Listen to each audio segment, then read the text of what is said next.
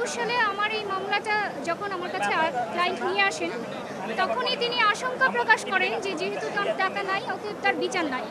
আমি আইনজীবী হিসেবে তাকে বারবারই বলি যে যেহেতু আপনার ঘটনাটা সত্যি, আপনি অবশ্যই ন্যায় বিচার পাবেন। তিনি আমার উপর ভরসা করে দীর্ঘ 5 বছর এই মামলা চালিয়েছেন এবং এই মামলাটা কিন্তু প্রথমে কোর্ট আমলে নেয় নাই, প্রথমে পিবিআইকে তদন্তের জন্য প্রেরণ করেছে। অর্থাৎ সরাসরি কোর্ট কিন্তু প্রথমে বিশ্বাস করে নাই, প্রথমে এটা তদন্তের জন্য পাঠিয়েছে। পিবিআই দীর্ঘ 6 মাস তদন্ত করেছে, তদন্তে সত্যতা পেয়েছে যে আসামি তামিমা সুলতানা ডিভোর্স না দিয়ে রাকিব হাসানকে বিয়ে করেছেন এবং তিনি যে ডিভোর্সের কাগজগুলো জাল জালিয়াতির মাধ্যমে বানিয়েছেন সেটারও সত্যতা পেয়েছে। উপরন্তু সেই জাল জালিয়াতি কাগজের বিষয়ে ডাক বিভাগের ডিজিএম এসে নিজে সাক্ষী দিয়েছেন যে এই কাগজগুলি ডাক বিভাগের ডাক রসিদ নয়, বরং এগুলো জালিয়াতির মাধ্যমে সৃজন করা হয়েছে।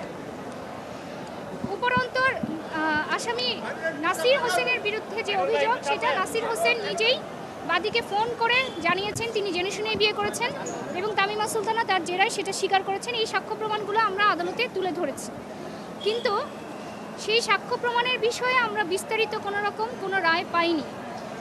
রায়ে আসামিদেরকে খালাস দেওয়া হয়েছে, অথচ আজ 10 জুন, অথচ 3 দিন আগে আসামি পক্ষের আইনজীবী মিডিয়াতে বলেছেন যে দুইজনই খালাস পাবে। সেখান থেকে আমাদের প্রশ্ন উত্থাপন হয় তখনই যে আসামি পক্ষ খালাসের বিষয়ে আগে থেকে কিভাবে জানেন। সেই প্রশ্নটা আসলে আমার কাছে না, সেই প্রশ্নটা জাতির কাছেই থাকলো যে আসামি পক্ষ আগে থেকে কিভাবে জানেন।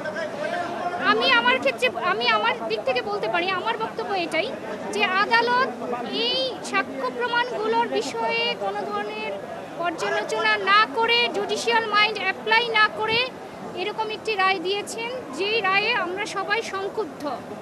আমি মনে করি অপরাধীদেরকে ছেড়ে দেওয়া বাদীর সাথে অন্যায় করার শামিল। শুধু এই জন্য আমরা এই পরিপ্রেক্ষিতে আমরা অপেক্ষা করছি এই মামলার যখনই লিখিত রায় বের হবে তখনই তার বিরুদ্ধে আমরা উচ্চ আদালতে আপিল করব।